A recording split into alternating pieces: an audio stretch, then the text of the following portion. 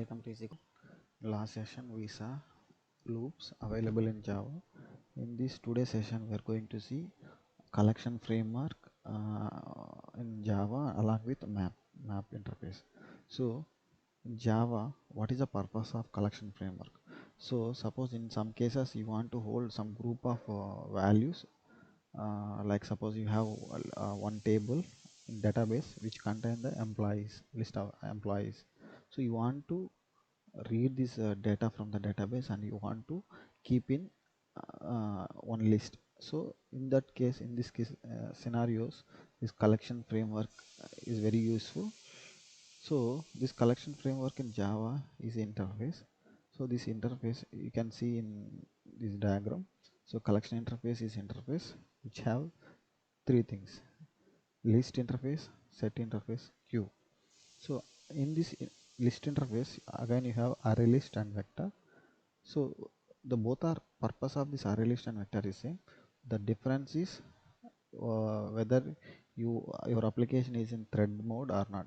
If you are using threading application, so you need to go for vector. If you are using non-threading application, so you can use array list. So the set interface have hash set, sorted set. Again this hash set have linked hash set, and queue has priority queue.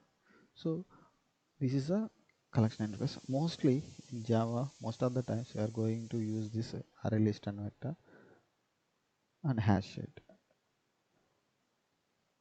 and map interface. So this map is very important. In many times we are in real-time application, when you are developing, you will encounter a situation where you need to use map in your application. So this is map is interface. This is a map interface. This root is a map interface. This have hash map, hash table, sorted map. So most of the time you are using either hash map or a hash table. So difference between hash map and hash table is hash map will allow null, but whereas a hash table will not allow any null values, and it's synchronized, not synchronized. Not synchronized means when you are using in threading application, you should go for hash table instead of hash map. So if your application not using any threads, it's better to go for a hash map. So it depends on whether which kind of application you have. So threadings we will see in later session. So we will see how to use this uh, array list and vector. So I will going to declare one array list and one vector. So you will see array list. How to declare array list? Array list. So here you have to give that explicitly what type of data it will hold. For example, suppose I am creating array list to hold the names, for example. So names usually the string data type. So I can mention string names list. I'm going to initialize this array list. So before that one, you need to import this one. How to import this one? If you put the cursor on array list, it will show import array list. So import array list from which package? From java.util package. So in interviews also they will ask array list is available in which package. So you can tell array list is available in java.util package. So once you import, the error will gone. So I can create new array list. So now this array list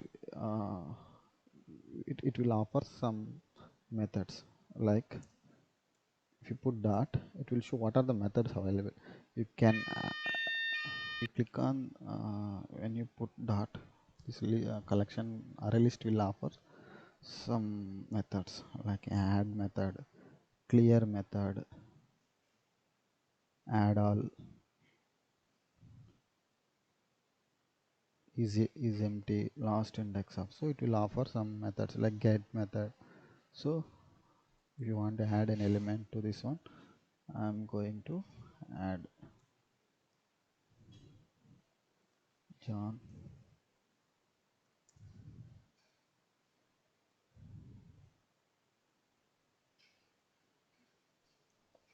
Peter.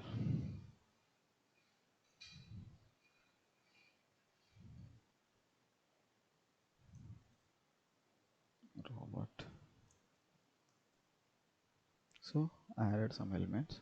So these I will iterate using iterator. Name from name list,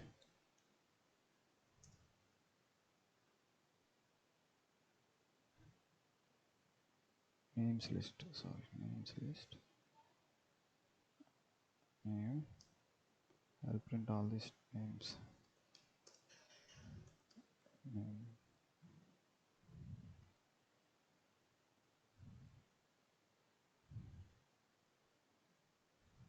So it printed. So now I will change this array list. Instead of array list, I will use the vector. So you need to import a vector instead of array list.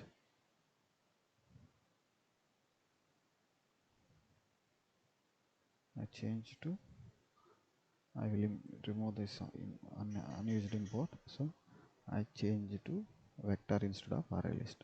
So this array vector, I will get printed the values. I will remove these console values.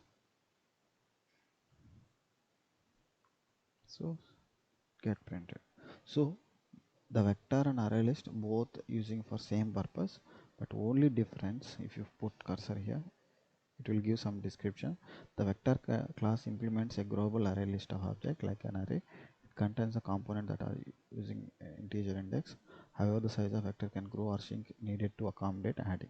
So this will automatically the size will be allocated when you are adding the element. You no need to explicitly mention how many elements will be there in your array list, like arrays. Each vector tries to optimize the storage management by maintaining capacity and capacity. So only the difference between vector and this one. So when you are using concurrent application, if your application is a threading application, so you need to go for a vector, since this vector is synchronized and it's thread safe. But whereas array list is not a thread safe. This is only difference.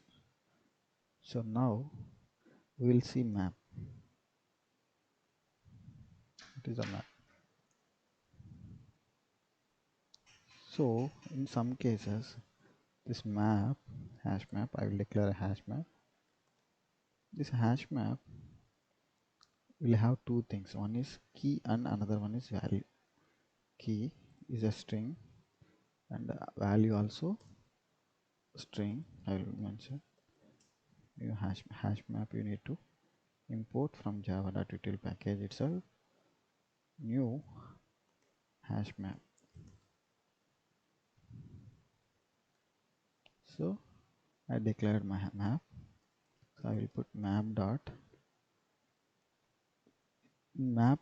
If you want to put any values, you need to use the method called put. So my key is 1, value is, so for example, country India.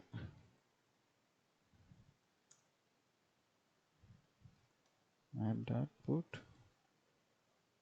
second. I will copy paste.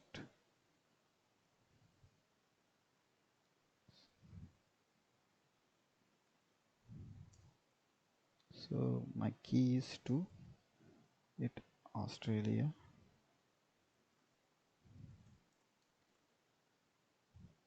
3 England,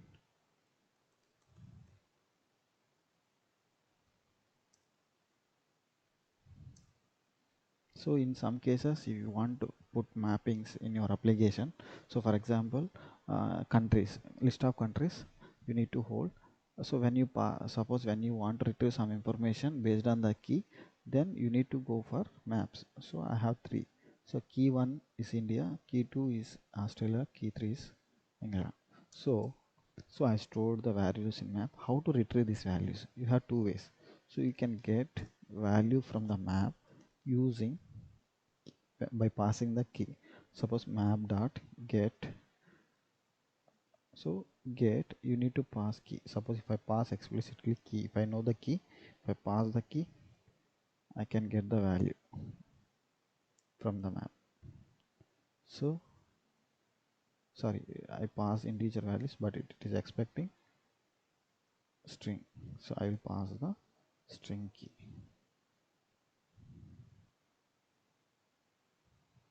So India. So I can get the value from map by using key. So this is one thing. Another way, you can use iterator to get iterator equal to map dot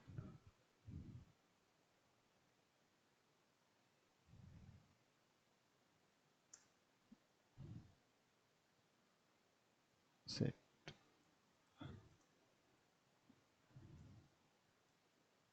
set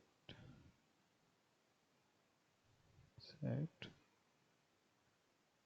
No, no, I will get the iterator itself. Iterator. In one line I will try to get it all the values. Iterator. You need to import the iterator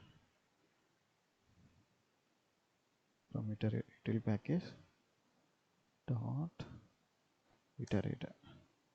So I have iterator. So by using while loop, I will check iterator has next. So what it will do, it will check whether iterator have any next element. So here I will try to get iterator dot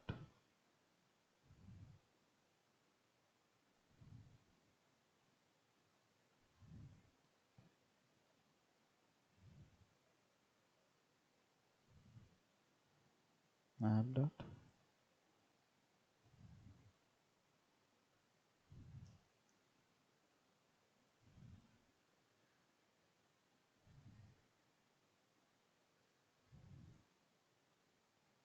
So I am checking whether my iterator have any value. So if it has any next element, it will come inside. So in this I will get map dot entry. So this entry map dot entry map dot entry, you need to mention the types of the key and value. String entry equal to iterator dot next. This will give my entry here. So it is asking add data. It need casting. So okay, I given the caster to this one. So here I can get key value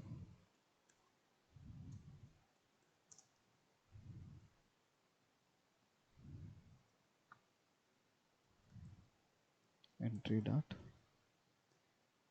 get key, and I can get a value using value key and value. So run it. So I got all the keys and values. Thank you guys. Thank you for watching. Next session we will see some important topics. Please kindly subscribe for creating more interesting updates. Thank you.